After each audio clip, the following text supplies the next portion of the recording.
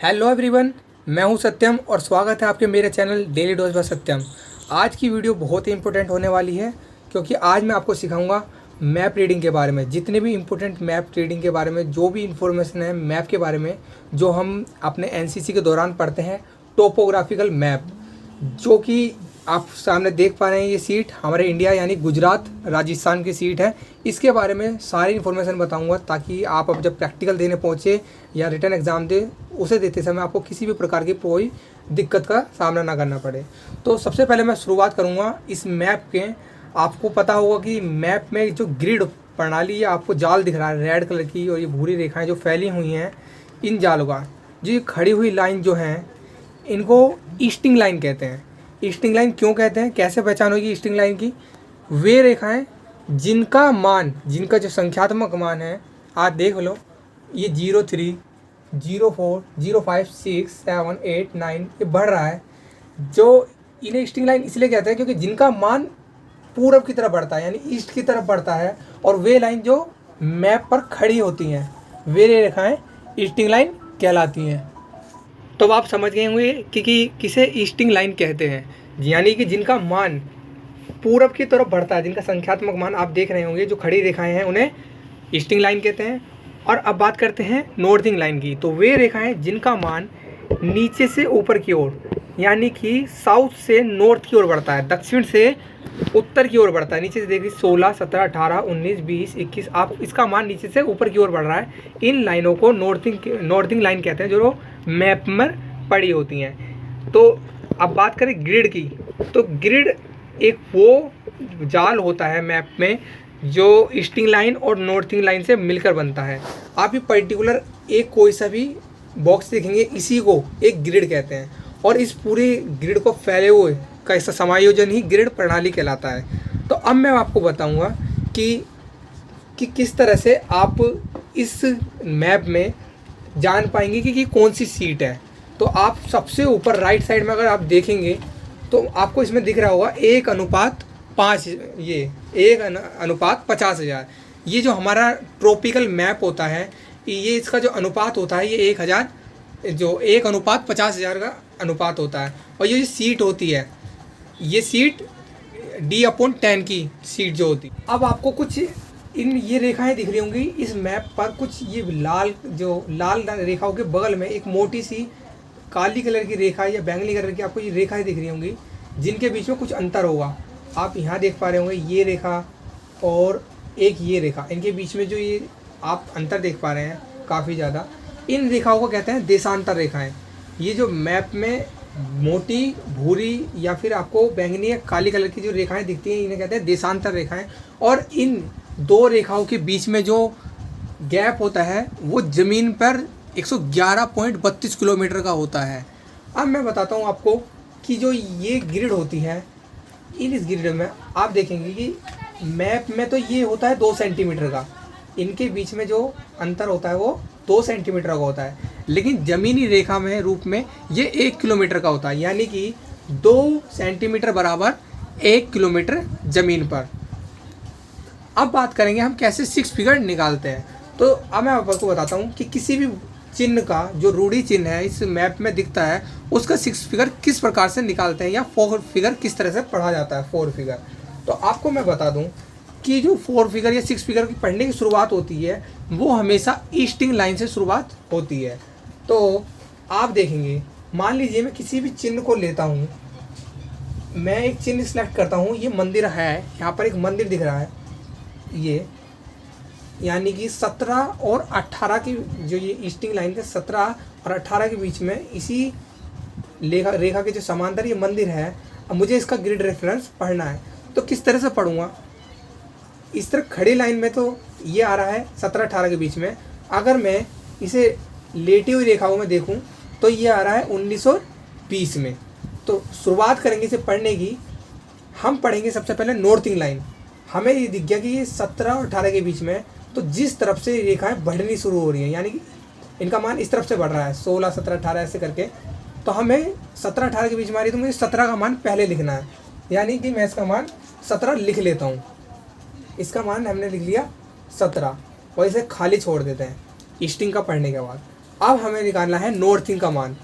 अभी हमने बात करी थी इस मंदिर की, ये मंदिर की दो रेखाएं आपको दिख रही हैं, ये दो रेखाएं 19 और 20 में आ रही हैं।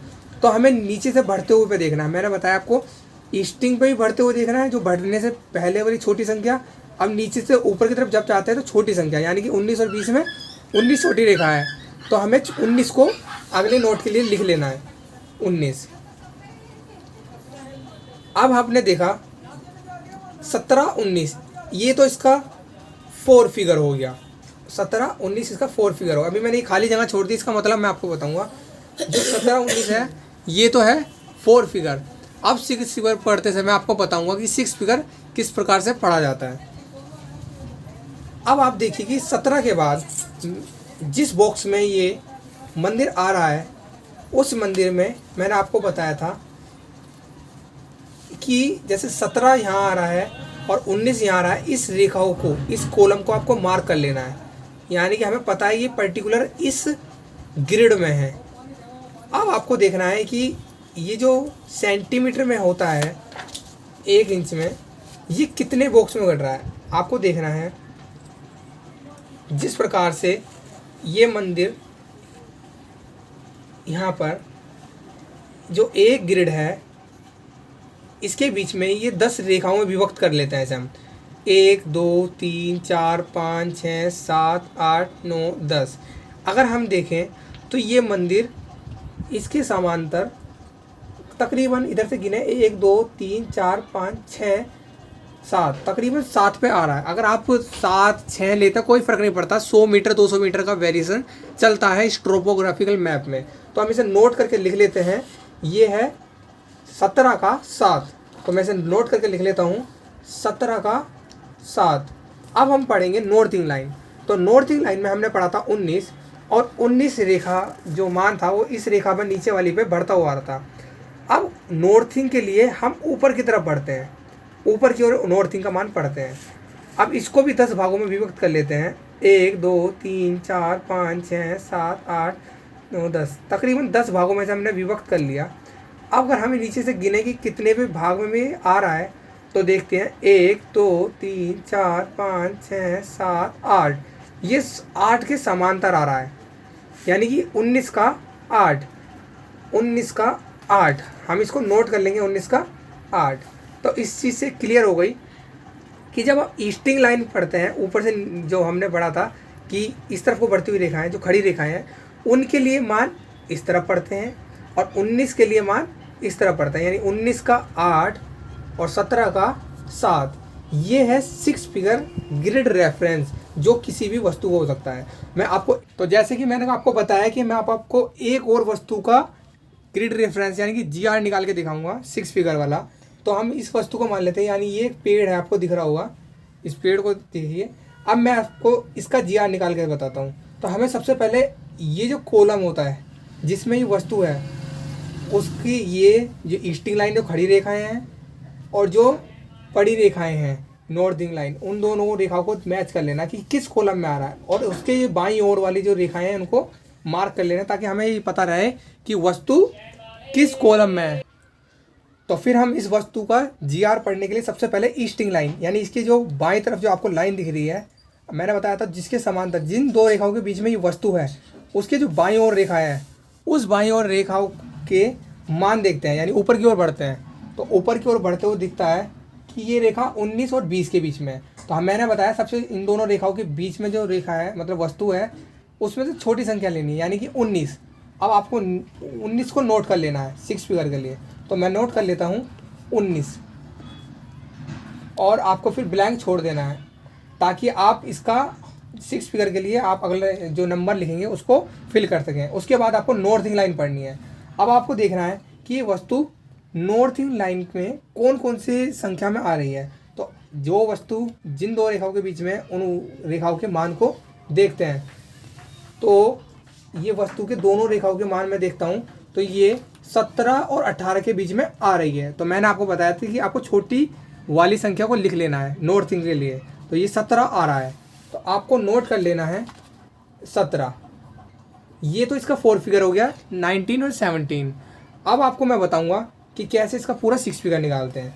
जिस रेखा में ये आ रही है 19 में, आपको फीटा लेकर उसके 10 भागों में से बांट लेना है, यानी इस तरह से 1 2 3 4 5 6 7 8 9 10।